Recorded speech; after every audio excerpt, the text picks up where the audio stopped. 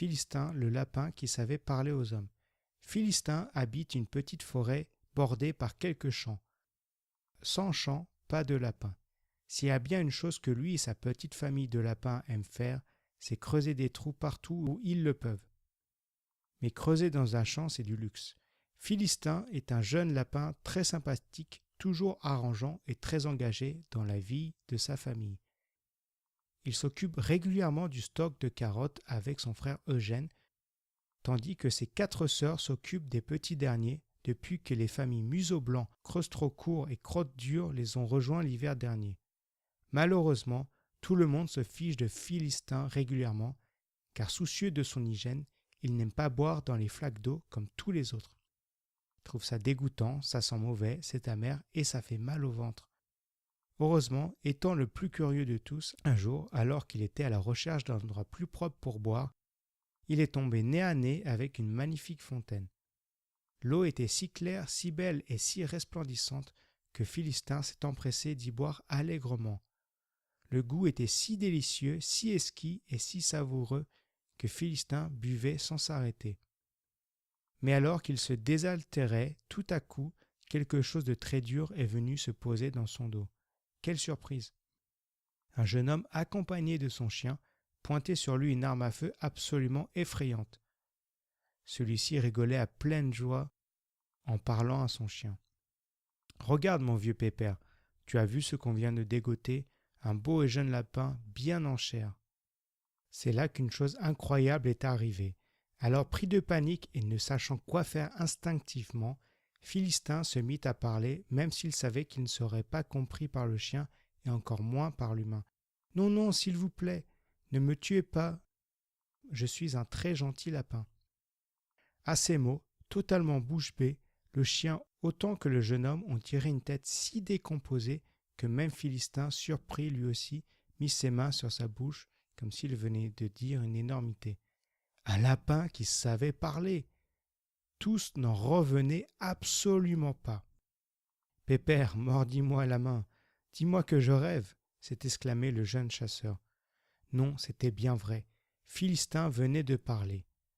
Lorsque l'étonnement a fini par passer, Philistin, Pépère le chien et le chasseur sont partis tous les 3 ensemble dans la forêt. Ils ont discuté et se sont racontés plein d'histoires pendant une après-midi entière. À la nuit tombante, Pépère et le chasseur sont rentrés chez eux et Philistin a rejoint le terrier familial. Mais lorsqu'il a voulu raconter son histoire à sa famille, tout le monde s'est moqué de lui. Personne ne voulait croire à son histoire. Philistin a insisté, disant qu'il avait bu dans une fontaine magique qui donnait le pouvoir de parler aux humains. « Arrête de nous raconter des bêtises, Philistin. Tu dis ça pour qu'on vienne boire dans ta fontaine, tout ça, parce que tu n'aimes pas les flaques d'eau, » lui avait dit son frère Eugène.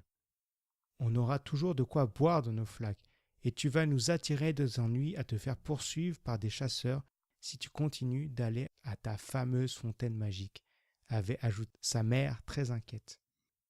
Mais Philistin ne voulait pas mentir, alors il a continué de dire la vérité qu'il avait bel et bien rencontré un chasseur accompagné de son chien avec qui il avait discuté toute une après-midi.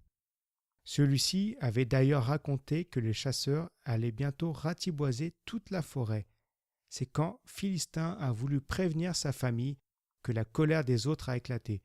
« Puisque je vous dis que les chasseurs vont venir tous nous éradiquer, ils en ont marre que l'on creuse des trous dans leurs champs.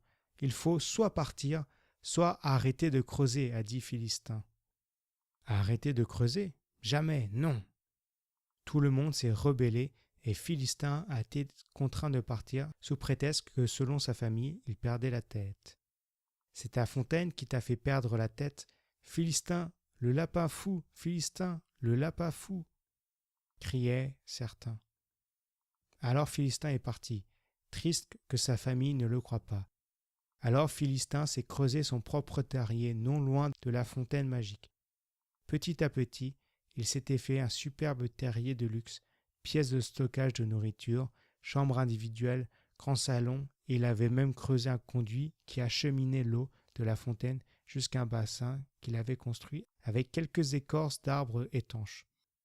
Sauf qu'un jour, alors qu'il profitait d'un soleil agréable, il a surpris toute une bande de chasseurs qui concevaient un plan d'attaque effroyable de la forêt pour éradiquer tous les lapins.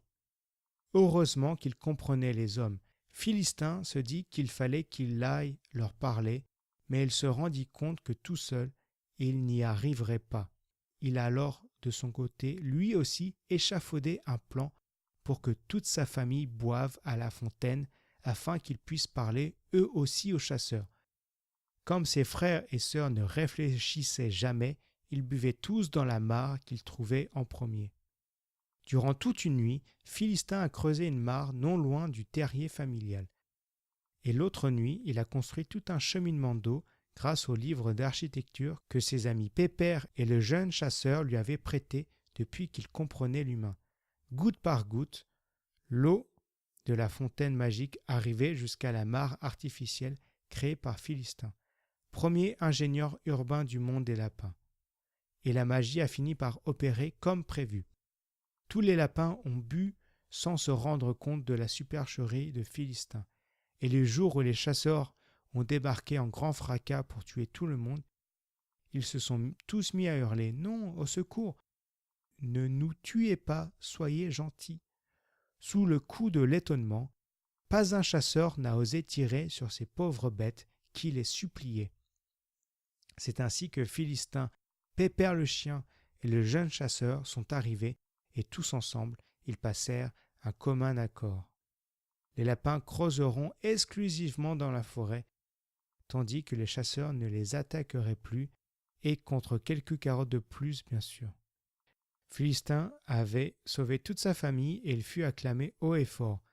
Comme celui-ci s'était plu à la littérature des hommes, il en profita pour conclure « Il ne faut jamais dire, Fontaine, je ne boirai pas de ton eau ».